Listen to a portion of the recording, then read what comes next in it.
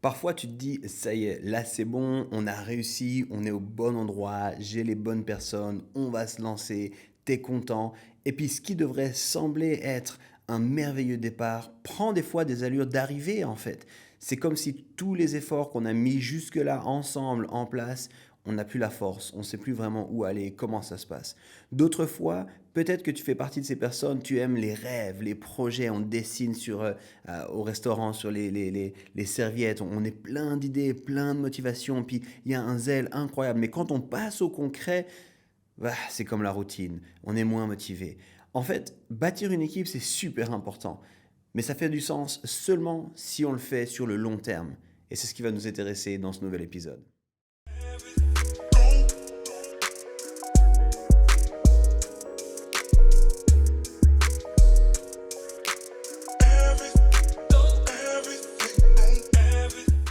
Et salut et merci de prendre du temps avec nous. Let's Talk Leadership, c'est pour toi et on espère profondément que ça t'équipe. Récemment, j'étais à une journée d'enseignement et puis on m'a posé une question fascinante. Et tu sais quoi, je ne vais pas te dire quelle est la question qu'on m'a posée, mais la chose que je peux te dire, c'est que ça m'a donné vraiment le goût pour l'épisode qui arrive à la fin de cette saison. Avec Sabine, on va prendre un temps pour faire un épisode questions-réponses. Alors, si tu as des questions, s'il te plaît, n'hésite pas. Tu peux nous les envoyer sur Instagram, tu peux nous les envoyer par email, tu peux nous les envoyer personnellement si tu connais quelqu'un de l'équipe. Envoie-nous tes questions. En attendant ça, aujourd'hui, dans cet nouvel épisode, on va parler en fait de développer des stratégies durables pour bâtir sur le long terme. Tu sais, c'est super important en fait que ce qu'on fait, on le fasse pour le long terme. Il faut qu'on fasse attention à ce que des fois j'appelle le feu de paille. On est là, on continue, on est tout comme excité, impatient, il y a un nouveau projet ou quoi, mais en fait ça dure pas dans le temps. C'est juste, voilà, c'est un feu de paille. Parfois on s'arrête, parfois on se démotive, parfois on s'essouffle. Et puis ça peut être lié pour... Il y a plein de raisons qui peuvent expliquer le feu de paille. Mais souvent c'est lié à un problème de perspective. On a une mauvaise perspective. Et j'ai envie de te dire, ce que tu fais, ne le fais pas que pour toi. Ce que tu bâtis, ne le bâtis pas que pour toi. Des fois, j'ai envie d'encourager en particulier les leaders, peut-être un peu plus jeunes qui écouteraient ça, essaie de réfléchir, qu'est-ce que tu fais pour du très long terme. Et tu sais, ce que tu fais, ne le fais pas que pour toi, fais-le pour tes arrière-petits-enfants. Puis là, c'est quand tu es jeune, tu dis, attends, arrière-petits-enfants, c'est beaucoup de générations là, avec tout ça. Et ce que tu fais, fais-le pour tes arrière-petits-enfants. C'est pas juste une punchline cool. C'est vraiment un principe fondamental de leadership. Et c'est de ça qu'on va parler. Alors, j'aimerais te proposer 3 clés pour le vivre. 3 clés pour développer des stratégies afin de bâtir sur le long terme. J'espère que tu es prêt. Assieds-toi confortablement, prends ton cahier de notes, on va commencer. Tout d'abord, et ça peut peut-être sembler fou ou si tu me connais un peu, pas du tout surprenant, mais ma première clé, elle est en anglais, elle dit la chose suivante: Keep the main thing the main thing. Euh, Rappelle-toi que la chose la plus importante, c'est la chose la plus importante. Il y a quelques années de ça, plus d'une dizaine d'années maintenant, j'étais avec un pasteur dans une réunion et puis il était avec ses leaders puis il leur disait, vous savez, tout le monde parle de vision. Et je crois que l'enjeu, c'est pas seulement d'avoir ni de transmettre une vision, mais c'est d'avoir les clés pour protéger la vision et encore plus précisément notre mission. Protéger notre mission. Et protéger notre mission, je crois que c'est possible seulement si on est au clair sur ce qu'elle est, cette mission. Est-ce que tu sais quelle est ta mission? Mais c'est aussi, est-ce que tu sais les moyens que tu t'es donnés pour l'accomplir? Ça demande de protéger ça, en fait. Protéger ta mission, protéger les moyens que vous vous êtes donnés pour l'accomplir. Laisse-moi te donner un exemple. Je suis sûr que tu connais, et peut-être même que tu as utilisé ou que tu utilises régulièrement Airbnb. Airbnb, on est d'accord qu'ils sont dans l'histoire de tout ce qui est de l'hôtellerie, de tout ce qui est des voyages et tout ça. Mais en fait, ils ont dérangé la logique de l'hôtellerie et pour le faire, ils ont fait un truc, aujourd'hui on va dire assez simple, mais c'est très, très disrupteur à l'époque. Ils ont dit on va mettre en lien les gens qui veulent voyager et les gens qui cherchent des lieux où séjourner et les gens qui ont des lieux à proposer pour ces séjours. Et on va mettre en place une application pour rendre ça possible. Et c'est intéressant parce que c'est uniquement ça qu'ils ont fait. Ils n'ont pas cherché à proposer des réductions dans les grands hôtels qu'on connaît. Ils n'ont pas cherché à proposer des offres de conciergerie de luxe. Ils n'ont pas proposé à dire, OK, on va mettre en place un type de guide du routard numérique où les gens auront des bons conseils de où aller, des conseils touristiques pour des régions. Non, non, non. Ils sont restés extrêmement simples. Ce qu'on fait, on va continuer à le faire et on va le faire de mieux en mieux. Ils ont gardé le focus au bon endroit. Ils sont dans l'industrie du voyage, mais ils ont gardé la chose la plus importante pour eux, le plus important. Ils ont gardé le bon focus. Aujourd'hui, on veut souvent faire plein de choses. Et quand on commence quelque chose, on se dit, ah, mais ça me donne des idées, on pourrait aussi faire ci, puis on pourrait faire aussi ça, puis on peut... Et je pense que c'est rapidement, en plus, aujourd'hui, avec tout ce qui se passe en ligne, avec toute la disruption de l'intelligence artificielle, des cours à distance, de toutes ces choses-là, on a un peu des fois l'impression qu'on peut être expert de tout. Puis j'ai envie de dire, si tu veux bâtir sur le long terme, c'est vraiment, vraiment important que tu gardes ta mission, que tu protèges ta mission, que tu, en anglais, keep the main thing, the main thing. Alors pose-toi la question, toi, dans ton contexte, qu'est-ce que tu dois faire et comment tu peux protéger ta mission? Qu'est-ce que tu dois faire pour protéger et comment est-ce que tu peux protéger ta mission? Dans mon parcours, je me souviendrai toujours de ce moment où un de mes mentors m'a dit en fait, arrête de vouloir aider partout. Puis tu sais, c'était contre-instinctif. Pour ceux qui ne me connaissent pas, je suis pasteur. Et puis, une des choses en tant que chrétien, c'est qu'on veut aider, on veut donner un coup de main, on veut être disponible. Et puis, il m'a dit, arrête de vouloir aider partout. Dans d'autres mots, et puis dans des mots qu'aujourd'hui j'utilise beaucoup, il a dit, tu ne peux pas bénir et construire tout en même temps. Et c'est devenu comme un paradigme dans nos équipes. On pose souvent la question, qu'est-ce que je dois construire et chacun essaie de mieux faire ça, de protéger qu'est-ce que je dois construire afin de pouvoir bénir à partir de ce que je construis. Et en fait, souvent, encore une fois, je te le dis, beaucoup de monde s'éparpille dans les choses, on fait plein de choses, mais on ne sait pas vraiment qu'est-ce qui est le plus important. Alors je le répète, c'est ma première clé, mais si tu veux bâtir sur le long terme, you need to keep the main thing, the main thing. Tu dois garder la chose la plus importante, le plus important. Garde ça sous les yeux. N'aie pas une vision seulement, ne multiplie pas seulement ta vision, protège ta vision. Maintenant, j'ai envie de te proposer une deuxième clé. Et cette deuxième clé, c'est de comprendre ton leadership, comprendre ce que tu fais en tant que parcours plutôt que destination. Si tu veux bâtir sur le long terme, ma deuxième clé, c'est vois ta marche comme une aventure à explorer plutôt qu'une destination à atteindre. Simon Sinek, que j'ai cité plusieurs fois, que j'apprécie énormément, a écrit un livre qui s'appelle Le jeu de l'infini. Et pour une fois que je cite un livre en français, s'il te plaît, va le lire. Et dans son jeu, il parle de comment, à beaucoup d'égards, on a pris une mentalité, on a adopté une stratégie finie, alors que c'est des situations qui en fait devraient être comprises comme des situations infinies. Je te donne un exemple qu'il utilise, il illustre notamment cette idée en disant en politique aux États-Unis, on a appréhendé les choses un petit peu comme si c'était une notion finie, alors que fondamentalement c'est quelque chose d'infini. Tu vois, au lieu de se comprendre comme un moyen de servir la nation, la politique c'est un moyen de servir la nation pour le bien commun, ça c'est un projet infini. Aujourd'hui, la politique c'est souvent devenu le jeu de qui gagne la prochaine élection.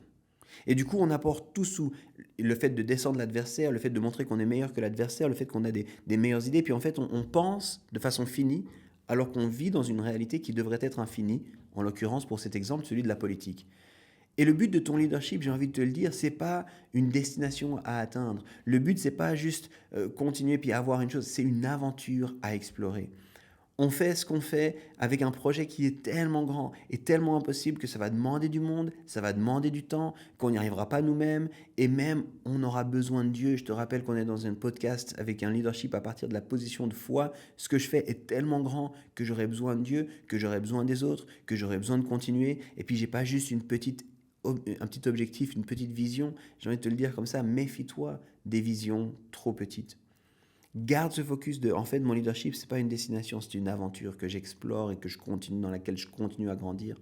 J'aime tellement, puis je me permets de citer la Bible ici, mais Paul dit à un moment donné, suivez-moi alors que je suis Christ. Il dit pas, je suis arrivé au terme de ma course, mais il dit, je suis dans ma course. Vous aussi, courez après moi. Alors, une question pour toi. Comment est-ce que tu peux définir ta vision? Comment est-ce que tu peux définir ta mission? Comment est-ce que tu peux définir ta raison d'être de façon à ce qu'il n'y ait pas un but unique à atteindre et que tu puisses pas seulement courir vers un but fini, mais profiter du marathon de la vie et contribuer à un jeu infini? J'aimerais vraiment voir beaucoup plus de monde s'engager de cette façon-là. Souvent, je parle avec certains leaders, surtout dans les débuts de leur projet, tu sais, j'ai l'impression qu'un but devient la destination finale. Et ça va pas, que ce soit financier, que ce soit au niveau de tes équipes, que ce soit au niveau de ton reach, au niveau de ce que tu atteins. Tu sais quoi, c'est pas les 500K sur Instagram, c'est pas les 10 000 sur machin. Non, c'est je cours une aventure que je continue à explorer et ma vie ne suffira pas. Et du coup, j'ai besoin de lever du monde avec moi, j'ai besoin de penser de façon infinie. Et encore une fois, aller lire ce livre de Simon Sinek. J'en arrive à mon dernier point, ma dernière clé déjà. Cette clé, elle dit, deviens meilleur chaque jour en équipe. Finalement, si tu veux construire sur le long terme, ne te ferme surtout pas au feedback. Et puis, j'en ai déjà parlé, c'est un mot que je trouve vraiment important, mais tu as besoin de feedback pour plein de raisons.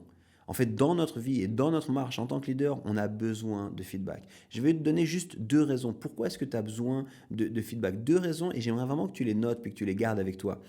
Tout d'abord, il y a des choses de toi-même que tu ne peux pas voir seul. Je répète, c'est super important. Il y a des choses à propos de toi-même que tu ne peux pas voir seul. On appelle ça l'angle mort aussi. Et puis si tu veux aller plus en détail, tu peux aller regarder ce qu'on appelle aussi la fenêtre de Johari.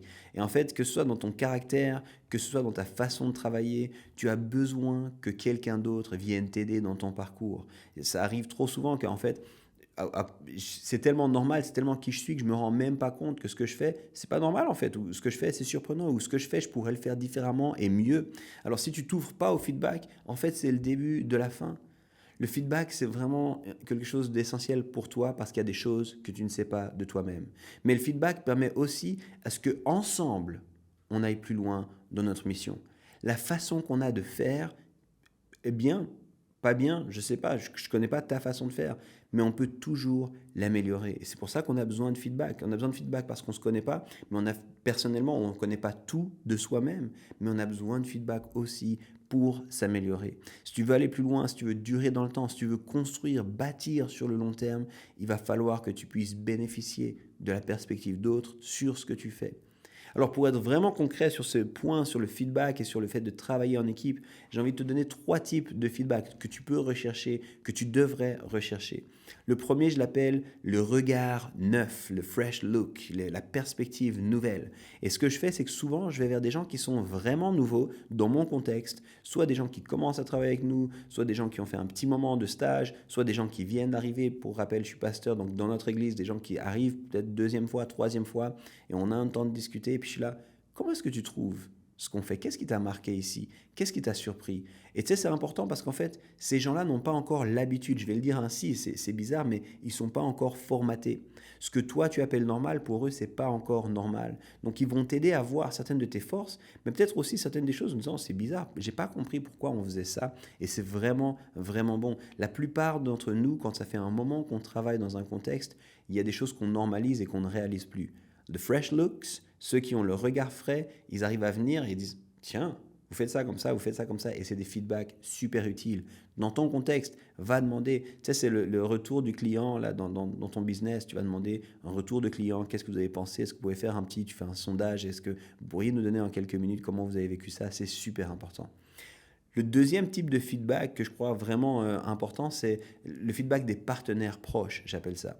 Dans le cadre, je suis marié là, et dans le cadre du couple, c'est le feedback de ma femme. C'est tranchant cette histoire-là, ça fait vraiment souvent, ça fait mal en vrai, mais c'est des gens qui te connaissent, c'est des gens qui sont proches de toi, c'est des gens qui t'aiment, c'est des gens qui veulent autant que toi que ça réussisse. Et c'est super important que tu puisses leur demander comment tu as trouvé ce moment-là. Tu sais, moi, je prêche régulièrement, et quand ma femme me dit c'était un bon message, ça m'a fait du bien, je suis là, oh waouh, si j'ai réussi alors que tu m'entends et que tu me supportes au quotidien de te donner un message qui t'a encouragé, c'est quoi? C'est une histoire de fou là. Donc qu'est-ce qui t'a marqué? Comment ça se fait? Ou au contraire, si là j'ai pas vraiment compris ou j'ai pas vraiment senti, je suis là, ok, pourquoi? Comment? Qu'est-ce qui se passe? C'est le regard des partenaires proches. Et c'est super important que tu ailles chercher ça. Des gens qui font souvent les choses régulièrement, des gens qui travaillent avec toi, qui font équipe avec toi. N'hésite pas à leur demander, est-ce qu'il y a des choses où je pourrais m'améliorer? Est-ce qu'il y a des choses où tu es un peu frustré, déçu, ou que tu apprécies énormément de ce qu'on fait ensemble? C'est méga important. Finalement, dernier type de feedback que tu peux rechercher, le feedback des gens plus expérimentés. J'aime bien le dire comme ça, tu sais quoi, on n'invente plus la roue. Toi et moi, il y a de fortes chances que ce qu'on fait, quelqu'un d'autre le fait déjà depuis plus longtemps que nous. Et je crois que c'est super important qu'on ose et qu'on ait l'humilité d'aller chercher le feedback auprès de ces gens-là, en fait. Hey, vous connaissez ce que vous faites là. Bravo pour ce que vous faites. Est-ce que vous pourriez nous donner des conseils? Est-ce que je peux vous poser deux, trois questions? Comment est-ce que vous trouvez que je fais les choses? Est-ce que je pourrais les faire différemment? Est-ce que ça, c'est un feedback extrêmement important? Donc ma troisième clé, c'était devenir meilleur chaque jour en travaillant en équipe. Une longue façon de dire cultive le feedback. Et puis je t'ai dit pourquoi il fallait que tu cultives le feedback et je t'ai proposé 3 types de feedback à rechercher. Le premier, c'est the fresh looks, les gens qui arrivent, qui ne connaissent pas le contexte et puis qui viennent avec un regard extrêmement frais. Le deuxième type de feedback à rechercher, c'est le feedback des gens qui te connaissent, les partenaires proches. Et le troisième type de feedback à rechercher, c'est le feedback des gens expérimentés. J'arrive à la fin déjà et j'aimerais vraiment que tu puisses te lever et puis que tu puisses établir une équipe forte, une équipe saine, mais pas seulement. J'aimerais vraiment que tu puisses faire autre chose qu'un feu de paille. J'aimerais que tu puisses faire ça sur le long terme.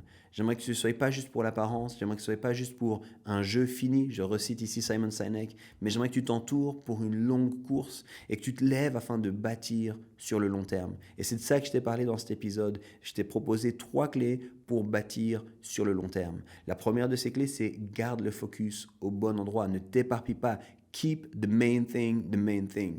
La deuxième des clés, c'est vois ton rôle de leader comme une aventure à explorer plutôt qu'une destination à atteindre. Et la troisième clé, c'est travaille chaque jour et en équipe en cultivant des feedbacks.